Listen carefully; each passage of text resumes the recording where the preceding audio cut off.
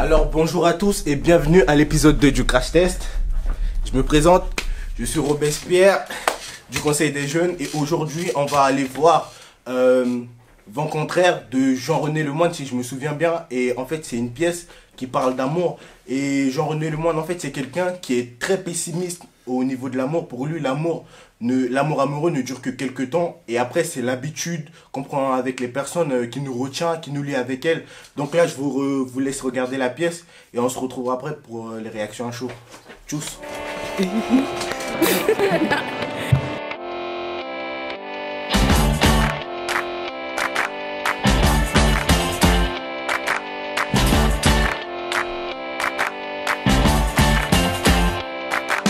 A rude boy don't play with the bomb, the dang, diggy, diggy.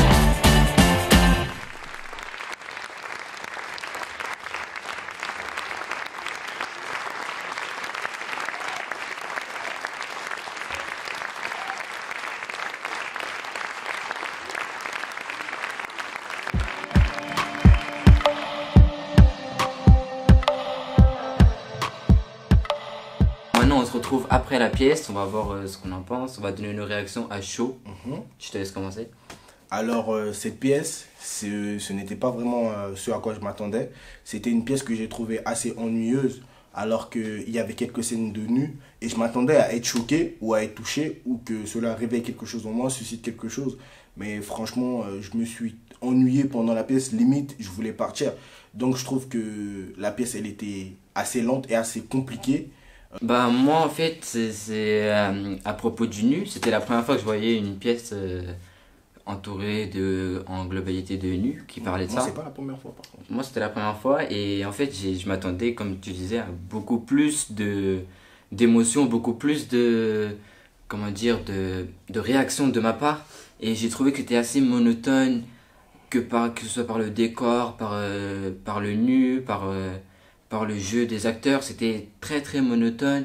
On retrouvait beaucoup la même chose du début à la fin de la pièce. On s'ennuyait facilement. Ouais, voilà, c'est ça en fait, c'était trop répétitif un peu.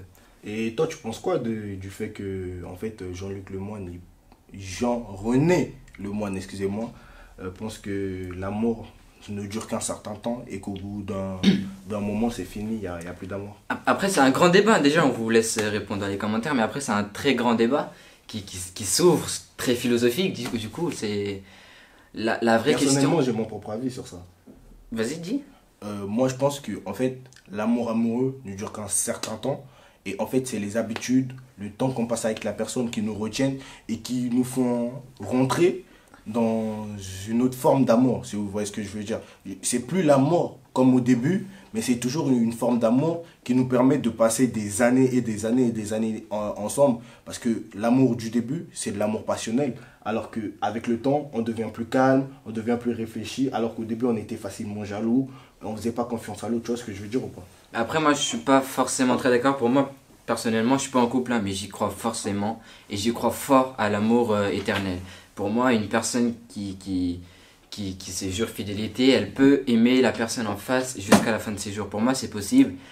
C'est pas quelque chose que j'invente, c'est quelque chose qu'on voit. Je sais pas, on avait beaucoup de reportages. Tu trouves pas que actuellement, il y a beaucoup plus de divorces qu'à une certaine époque où les femmes... Il y a beaucoup moins de mariages aussi, du coup. Il y a beaucoup moins de mariages. Beaucoup moins de mariages et plus de divorces aujourd'hui qu'à l'époque où c'était mal vu de divorcer parce que maintenant c'est devenu une banalité. Donc les personnes qui sont plus amoureuses et qui ne s'aiment plus divorcent et on voit qu'il y a une explosion du divorce en fait. Attends, après il y a le fait qu'à l'époque, on va pas se mentir, hein, il y avait beaucoup de mariages forcés, tu t'en rends compte.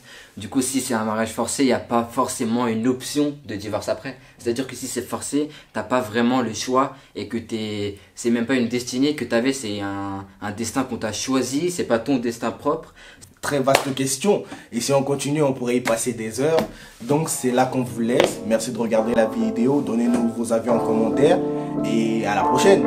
Likez. Au revoir.